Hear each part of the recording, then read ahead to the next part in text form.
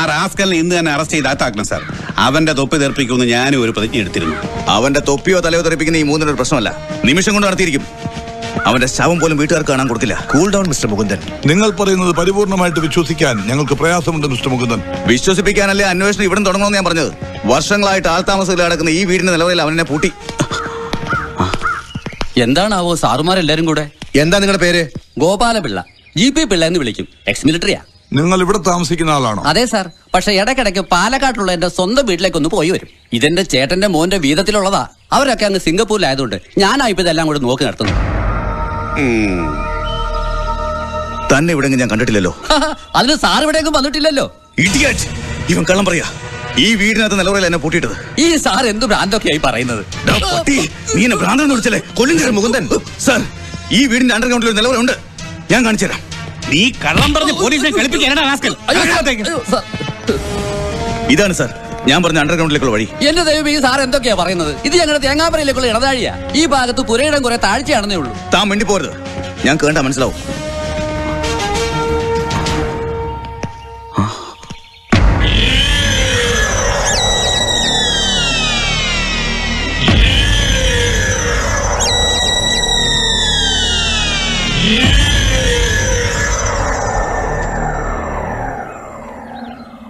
ഇത് അണ്ടർഗ്രൗണ്ട് ഒന്നും അല്ലല്ലോ മുകുന്ദ, തുറന്നിട്ടിരിക്കുന്ന ഒരു ഹാളല്ലേ? അല്ല കമ്മീഷണർ, ഇവിടെ തടിയും കഥകും പൂട്ടും ബലമുള്ള ജനലുകളുടെ അറയുണ്ടായിരുന്നു. ദേ ഇവിടെയാ ഞാൻ മാസങ്ങളോളം കിടന്നത്. ഇതൊരു അണ്ടർഗ്രൗണ്ട് റൂമാണെന്ന് അവൻ തന്നെ എന്നോട് പറഞ്ഞിട്ടുണ്ട്. ഇവിടെ എലിയും വവ്വാലും പല്ലിയും പാറ്റയും ഒക്കെ നിറഞ്ഞൊരു തടവറയായിരുന്നു.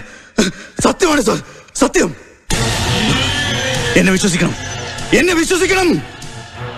മാനസിക വിഭ്രാന്തി മാറിയിട്ടില്ലെന്ന് തോന്നുന്നു. എന്താടോ തനിക്ക് ഞാൻ പറഞ്ഞ വിശ്വാസമായില്ലേ? വിശ്വാസമായില്ലേ എന്ന്? വിശ്വസിക്കണമെന്ന് ആഗ്രഹമുണ്ട് സാർ, പക്ഷേ അവനെ ആ തെണ്ടി റാസ്കൽ സഞ്ജീവിനെ ക്വസ്റ്റ്യൻ ചെയ്താൽ തത്ത പറയുമ്പോൾ എല്ലാം ഞാൻ പറയിക്കാം. ഞാൻ ഇനി എന്ത് പറയാനാണ് സാർ? മുകുന്ദൻ സാർ എനിക്കെതിരെ ഉന്നയിച്ച ആരോപണങ്ങളെല്ലാം അക്ഷരാർത്ഥത്തിൽ കള്ളമാണെന്നും വ്യക്തിവൈരാഗ്യം തീർക്കാൻ കെട്ടിച്ചമച്ച കഥയാണെന്നും കേസ് അന്വേഷണം നിങ്ങൾക്ക് എല്ലാവർക്കും ബോധ്യമായിട്ടുള്ളതാണ്. എടാ പട്ടി, എന്താ നീ പറഞ്ഞത്? നീ ആരോടാ കളിക്കുന്നറിയോ? മിസ്റ്റർ മുകുന്ദൻ മേനോൻ, നിങ്ങൾ അവിടെ ഇരിക്കൂ. സർ, ബഹുമാനപ്പെട്ട DGPയോട് എനിക്ക് പറയാനുള്ള ഒന്ന് മാത്രമാണ്. ഇവൻ കള്ളനാണ്, ഇവന്റെ തന്ത പെരും കള്ളനാണ്. അങ്ങനെയുള്ളൊരുത്തിന്റെ വാക്ക് വിശ്വസിക്കരുത്. വെറുതെ ഒരു വാക്ക് വിശ്വസിക്കുക അല്ലല്ലോ മിസ്റ്റർ മുകുന്ദൻ, തെളിവുകളല്ലേ നമുക്ക് പ്രധാനം. താനൊന്നും അന്വേഷിച്ച ഒരു തെളിവും കിട്ടില്ല. ഇവനെ എനിക്ക് വിട്ടതാ. മിനിറ്റുകൾ കൊണ്ട് ഞാൻ സത്യം പറയിക്കാം. ഇയാളെ ഹോസ്പിറ്റലിൽ അഡ്മിറ്റ് ചെയ്യാൻ നല്ലതെന്ന് തോന്നുന്നു. മാനസിക നില ഇപ്പോഴും ശരിയായിട്ടില്ല. ഒന്ന് പതുക്കെ പറ സാർ. മിസ്റ്റർ ജെയിംസ് അല്ലേ ഇപ്പൊ സൗത്തിലെ ACP? അതെ സാർ, ഇന്നലെയാണ് അനിരുദ്ധന്റെ കയ്യിൽ നിന്ന് ചാർജ് ഏറ്റെടുത്തത്. അപ്പോ തന്നെ മോഹൻദൻ സാറിന്റെ പരാതിയിൽപ്പെട്ട മറ്റൊരു പ്രതിയായ ബാലന്റെ വീട്ടിൽ പോയി ചോദ്യം ചെയ്തു. സാർ, അവനോട് ഈ കാര്യങ്ങളൊക്കെ ചോദിച്ചപ്പോ ഏതോ യക്ഷിക്കഥ കേട്ട് അന്തം വിട്ട് കണ്ണും മിഴിച്ച് നോക്കി നിൽക്കുന്ന പോലെയാ. മോഹൻദൻ സാറിന്റെ അബോധ മനസ്സിൽ എന്തോ ഒരു ദുസ്വപ്നം കിടപ്പുണ്ട്. മനുഷ്യ ശരീരത്തിൽ 72,000 നാഡീ വ്യൂഹങ്ങളാണല്ലോ. അതിലൊരെണ്ണത്തിന് ഒരടി കിട്ടിയാ പോരെ സാർ, മൊത്തം കൺട്രോളും പോവും. പുല്ലേ, തെമ്മാടത്തിനും പറഞ്ഞോണ്ടല്ലോ. നീയും കൂടി ചേർന്ന ചതി നടത്തിയെന്ന് എനിക്ക് ഉറപ്പാ. ഒരു ഡിപ്പാർട്ട്മെന്റ് എൻക്വയറി എനിക്ക് വേണ്ട. ഇവനെ ഞാൻ കൈകാര്യം ചെയ്തോളാം. സർ, ഒന്നുകിൽ വർഷങ്ങളായി എന്റെ അച്ഛനോടും കുടുംബത്തിനോടുള്ള പക ഇദ്ദേഹം തീർക്കുകയാണ്, അല്ലെങ്കിൽ നമ്മൾ സംശയിച്ച പോലെ ഇദ്ദേഹത്തിന് മാനസിക രോഗം.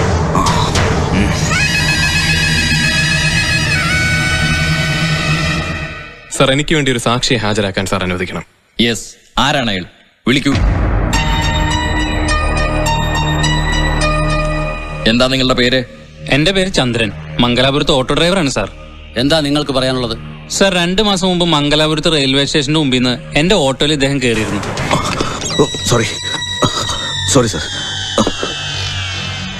മുടിയും താടിയും നീട്ടി വളർത്തിയ ഇദ്ദേഹത്തെ കണ്ടപ്പോ അന്നേ എനിക്കൊരു സംശയം തോന്നിയിരുന്നു.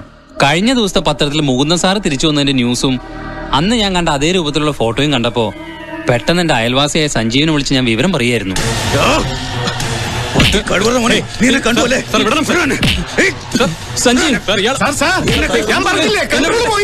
മുകുന്ദനെ പിടിച്ചോണ്ട് പോകൂ. ഹലോ.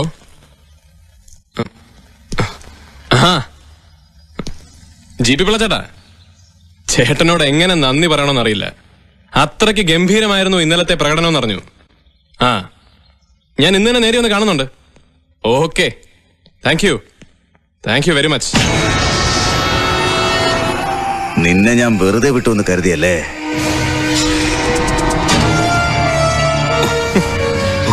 സർ, മരുന്നൊക്കെ കൃത്യമായിട്ട് കഴിക്കണം.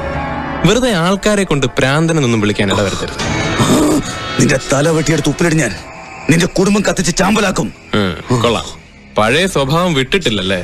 പക്ഷേ പണ്ട് നടുറോട്ടിൽ കിടന്ന് തന്റെ കയ്യിൽ നിന്ന് തല്ലു മേടിച്ച സഞ്ജീവ് അല്ലത്. തന്നെ കൊണ്ട് ഒക്കെങ്കിൽ ഒന്ന് ശ്രമിച്ചു നോക്ക്, ഞാനും അരക്കൈ നോക്കാം. കൊച്ചിയിലെ ഗുണ്ടാപ്പടം മുഴുവൻ തന്റെ കയ്യിലല്ലേ? അവന്മാരെ കൊണ്ട് വേണേ തന്നെ തിരിച്ചടിപ്പിക്കും ഞാൻ. കളിക്കല്ലേ?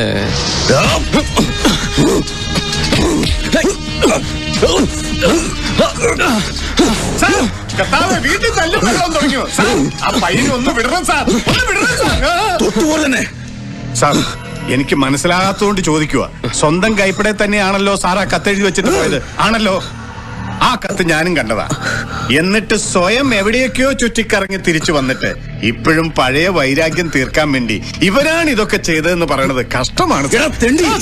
അത് ഞാൻ സ്വയം എഴുതിയതല്ല. അല്ല അല്ല മുറിക്കകത്ത് പൂട്ടിയിട്ട് തന്നെ ഇവൻ ഇലക്ട്രിക് ഷോക്ക് അടിപ്പിച്ചഴിച്ച. അത് ശരി. അപ്പൊ ഈ പറഞ്ഞെല്ലാം കൃത്യമാ? എന്ത്? സാറിന് ചെറിയ വട്ടുണ്ടെന്നുള്ള കാര്യം.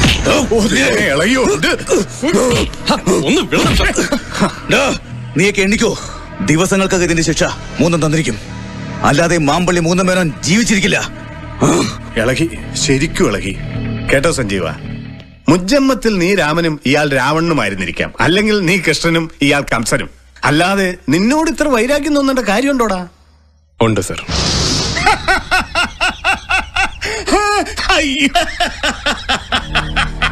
അയ്യോടാ,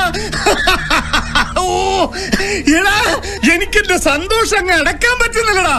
ആ കണ്ടാമൃഗത്തെ ഇത്രയും കാലം നീ കസ്റ്റഡിയിൽ സൂക്ഷിച്ചത്, ഓ എന്റെ മോനെ, അത്ഭുതം തന്നെ. ഇപ്പൊ നിന്നെ കണ്ടിട്ടുണ്ടല്ലോ, ഏതോ വീരനായകനെ കാണുന്ന ഒരു പ്രതീതിയാണ് എനിക്ക്.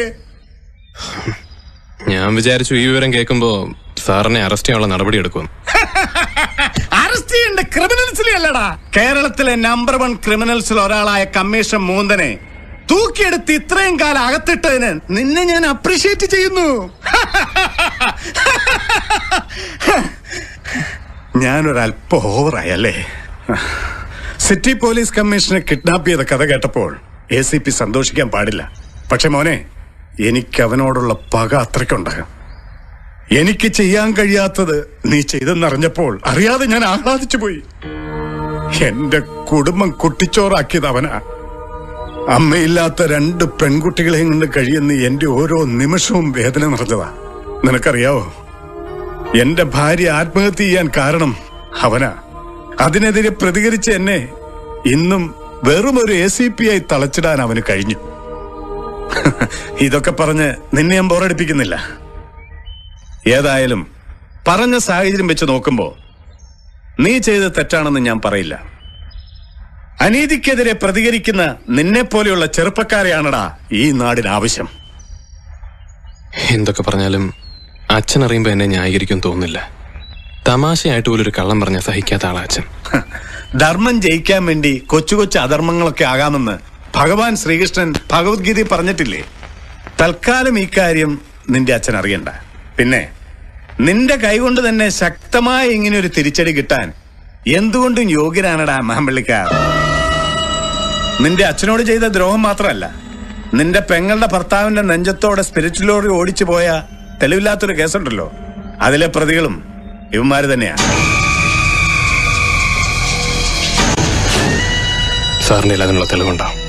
ഇല്ല, പക്ഷേ തെളിവുകൾ കണ്ടെത്താനുള്ള ചില റൂട്ട് അറിയാം. We can try.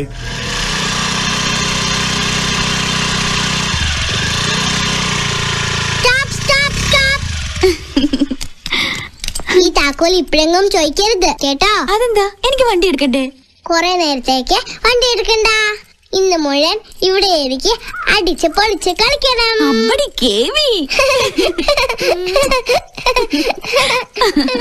അല്ല, ഇന്ന് ചിന്നക്കുട്ടിയും കൂടെ പോന്നോ? കൊറേ നാളായാലും മോളെ കണ്ടിട്ട്. മാം നെസ്സയായി പിന്നെ ഭയങ്കര തിരക്കാ. ഞാനും കേട്ടു. ഇപ്പൊ ചിന്നുകുട്ടിയാ കേസൊക്കെ എടുക്കുന്നെന്നാ നാട്ടുകാര് പറയുന്നേ.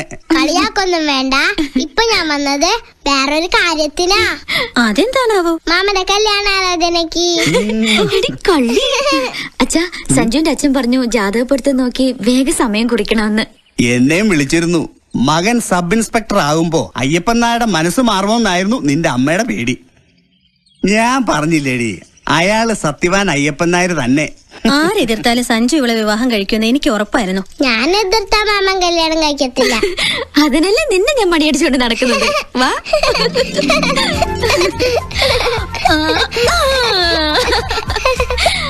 മോളിവിടെ ഇരിക്ക്.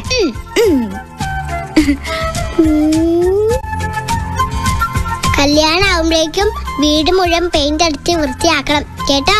പിന്നെ നിന്റെ മാമനോട് ചോദിക്കട്ടെ പെയിന്റ് അടിക്കാൻ കാശുണ്ടോന്ന്. മാമനാണോ വിളിക്കുന്നേ? ഇതാ ഞാൻ സംസാരിക്കാം. ചേച്ചി ഇവിടെ വെയിറ്റ് ചെയ്യാ. മാമൻ എപ്പോ വരുമെന്ന് ചോദിക്കും. ഞാൻ അപ്പോഴത്തേക്കൊന്ന് ഫ്രഷ് ആകാം. ഞാൻ അയച്ചോളാം. എന്താ സോന? സോനല്ലേ ഇത്? ചീനയാ. ഇത് ചിന്നുകുട്ടിയാ. എപ്പോഴും വല്ല പെമ്പിള്ളാരുടെ ഓർമ്മയുള്ളൂ, എന്നെ പറ്റി ഒരു ഓർമ്മയില്ല. ആര് പറഞ്ഞു ഇല്ലെന്ന്? മാമൻ എപ്പോഴും എന്റെ ചിന്നുകുട്ടിയുടെ ഓർമ്മ മാത്രമേ ഉള്ളൂ. പിന്നെ ഇടയ്ക്കിടയ്ക്കൊന്ന് സോനെ ഓർത്തു പോകും. ഇനി എന്നെ ഓർത്താ മതി കേട്ടോ. പിന്നെ എപ്പ വരുമെന്ന് ചേച്ചി ചോദിച്ചു. ഞങ്ങളിവിടെ വെയിറ്റ് ചെയ്യാ. ഒരു അരമണിക്കൂറിനകത്ത് എത്തുമെന്ന് എന്റെ ചേച്ചിയോട് പറ. ഓക്കെ, അരമണിക്കൂറിനകം വരും. വിഷമിക്കണ്ട കേട്ടോ. Thank you Chinnukutty.